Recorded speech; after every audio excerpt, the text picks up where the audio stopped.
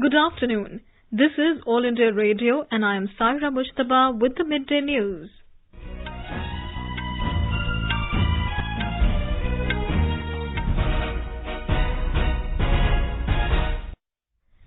The headlines.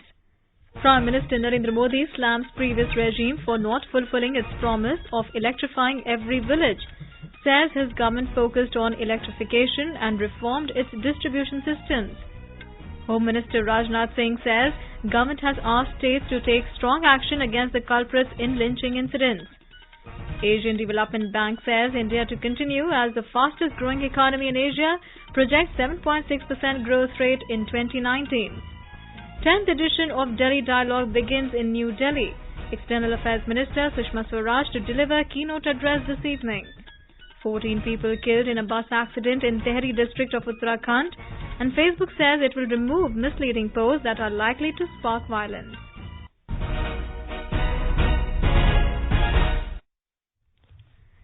Prime Minister Narendra Modi today slammed the erstwhile Congress-led UPA governments for not electrifying villages despite remaining in power for the maximum time post-independence. Interacting with the beneficiaries of Deen Dayal Upadhyay Gram Jyoti Yojana and Saubhagya Yojana through video conferencing, Mr. Modi said it was unfortunate that over 18,000 villages in the country were not electrified in 70 years. Mr. Modi said his government has not only focused on electrification but also reformed its distribution systems. इस योजना के तहत ग्रामीण क्षेत्रों में बिजली supply से संबंधित सभी पहलुओं को शामिल किया गया। इस योजना में गांवों बस्तियों के इलेक्ट्रिफिकेशन के साथ साथ डिस्ट्रीब्यूशन सिस्टम को मजबूत करने और किसानों को बिजली सप्लाई के लिए अलग फीडर की व्यवस्था को भी आरंभ कर दिया गया। The Prime Minister said 28th of April 2018 was a historic day for India's development story as Lisang village of Manipur became the last village of India to be connected to a power grid. Mr. Modi said Eastern India can play an even bigger role in India's development journey. He said one of the priorities of his government is to develop Eastern India. और मेरा हमेशा से यह मानना रहा है कि भारत की विकास की यात्रा में और गति आएगी जब हमारे पूर्वी क्षेत्र में रहने वाले लोगों को यहाँ के समाज का संतुलित विकास भी तेज गति से होगा। जब हमारी सरकार बनी हम इसी अप्रोच के साथ आगे बढ़े और हमने पूर्वोत्तर को विकास की मुख्य धारा से जोड़ने की दिशा में प्रयास शुरू किया। इसके लिए सबसे पहले आवश्यक था कि वहाँ के गांवों में बिजली पहुंचे। Mr. Modi said, under Pandit Deen Dayal Upadhyay Gram Jyoti Yojana, government strive to reach all dark corners of India. During the interaction, Aarti Sharma from Jammu and Kashmir said, for the first time, we got a Prime Minister who cares for us. People from Tawang in Arunachal Pradesh said, electrification has helped their children and now they can study better. Members in the Rajya Sabha today expressed concern over the mob lynching cases in the country and called for a discussion in the House. Raising the issue during zero hour, they alleged that social media is being misused for this purpose. Responding to this, Chairman M. Venkaiah Naidu said that he can direct the government to hold discussion with all stakeholders in this regard. Home Minister Rajnath Singh has said the lynching incidents happened in several parts of the country are very unfortunate and a matter of grave concern. Replying to Congress member K.C. Venugopal's concern in the Lok Sabha, Mr. Singh strongly condemned such incidents and said strongest action should be taken against the culprits. The Home Minister also said that due to fake news in social media, many such violent incidents have occurred and Centre has given instructions to states and social media service providers in this regard. इस प्रकार की mob lynching की जो घटनाएं होती हैं, such mob lynching incidents are occurring due to rumors. These are also happening on the basis of doubts and unverified fake news. However, it's a responsibility of state governments to take effective action to check such incidents. उस पर जो है प्रभावी वह कार्रवाई करें. Mr. Singh said government has also issued 2 advisories, one recently and one in 2016.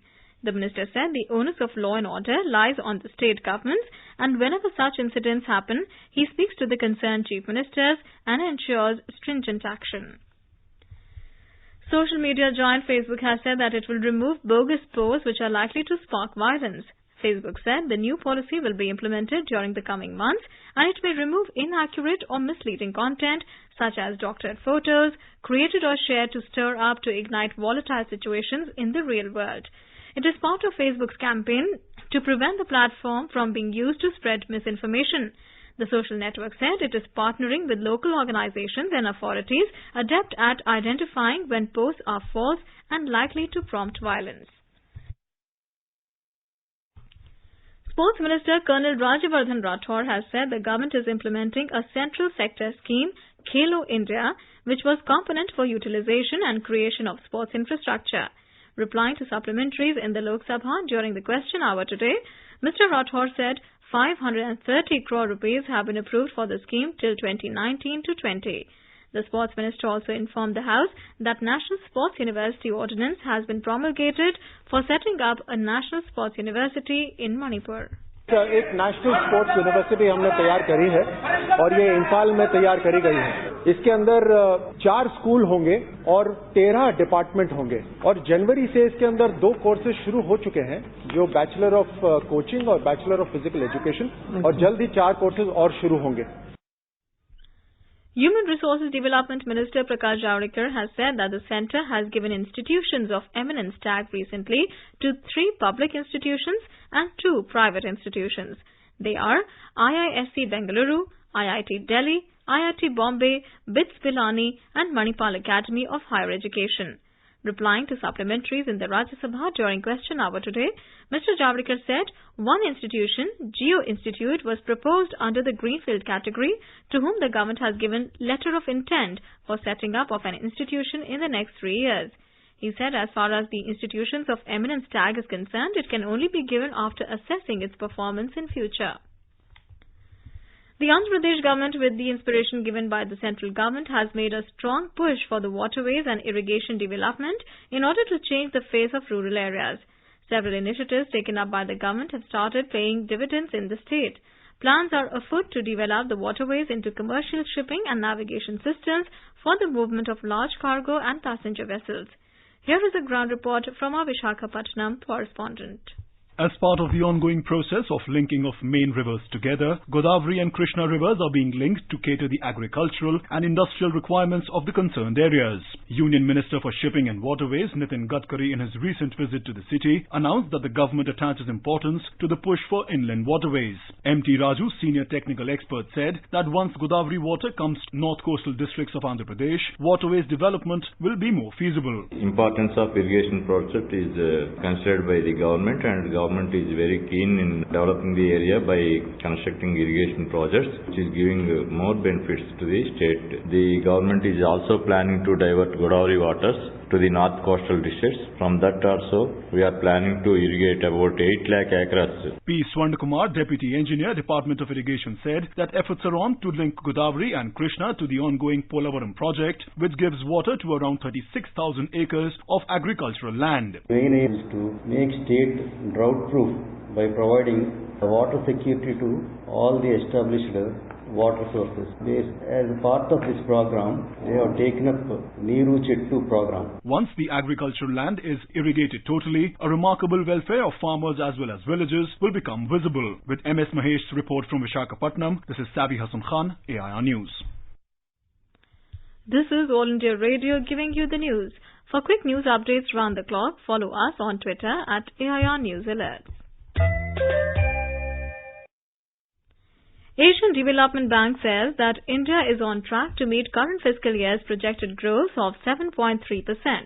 In its latest report, it said India continues to be the fastest growing economy in Asia, and the economy's growth of the country will further accelerate to 7.6% in 2019. The report said South Asia, led by India, will continue to be the fastest growing sub-region despite rising tensions between the US and its trading partners. The 10th edition of the Delhi Dialogue got underway in New Delhi today. The theme this year is Strengthening India-ASEAN Maritime Cooperation. Addressing the special plenary session, Minister of State for External Affairs General V.K. Singh said the theme has been chosen aptly this time in view of focus that government wants to put on ASEAN-India maritime cooperation. The minister highlighted that the fact that Delhi dialogue is being opened with a roundtable with chief ministers of northeastern states shows the focus that government places on the northeast.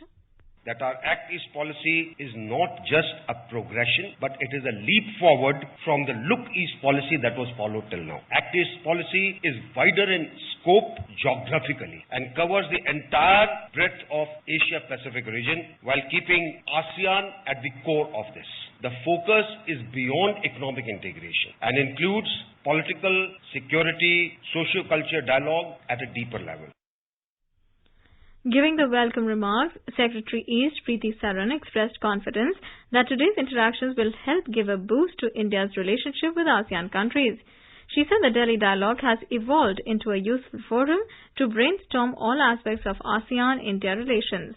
The dialogue has assumed a prime role in providing policy guidance across all three pillars of ASEAN-India cooperation. It has contributed significantly towards strengthening our strategic partnership. As the 10th edition, this session of the dialogue naturally holds great significance.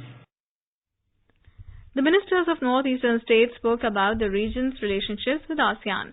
In his speech, Meghalaya Chief Minister Conrad Sangma said connectivity is a key issue which needs to be addressed. He said Chittagong is the closest port to the northeastern region and access to this port should be provided. I think these are simple, basic connectivity points that I think could make a huge difference. Therefore, I think it's very crucial that whether it is the BIMSTEC or whether it's the ASEAN nations, I think it's very important for us to ensure that the connectivity in the region is something that we need to focus on. And I'm glad that the Government of India is working on it. Mizoram Chief Minister Lalthan Hawla highlighted that his state shares borders with two countries and India does not have any territorial dispute with any ASEAN country. Tripura Chief Minister Biplab Kumar Dev said, Northeast holds tremendous potential for enhancing ties with the Southeast Asian region. External Affairs Minister Sushma Swaraj will deliver the keynote address this evening. In Uttarakhand, 14 people were killed and 17 others injured when a passenger bus fell into a deep gorge near Kirgani in Tehri district today. According to police sources, the ill-fated state roadways bus was going from Uttarkashi to Haridwar. Rescue teams have rushed to the spot to conduct rescue operation. 8 seriously injured people were flown by helicopter for treatment at AIIMS, Rishikesh, while other injured are being treated in nearby hospitals. Meanwhile, Chief Minister Trivendra Singh Rawat has announced an aid of 2 lakh rupees each to the next of the kin of the dead and 50,000 rupees each to the injured. Security forces gunned down 8 Maoists, including 3 women in Dantewada district in Chhattisgarh today. The encounter took place in the forest of the Menar near the border of Bijapur district. Following specific inputs about the presence of Maoists, a joint team of District Reserve Group and Special Task Force launched an intensive search operation in the area. Security forces also recovered 6 rifles. An influential U.S. lawmaker today said that the retaliatory tariffs being imposed by countries like India and China are having an adverse impact on U.S. agricultural products. Congressman Dave Reicher, during a congressional hearing on the effects of tariffs on U.S. agriculture and rural communities, said in Washington that they are the first to face retaliatory tariffs from across the globe as countries react to the U.S. trade policy decisions. U.S.'s decision to impose tariffs on aluminium and steel imports has triggered a trade war with several countries.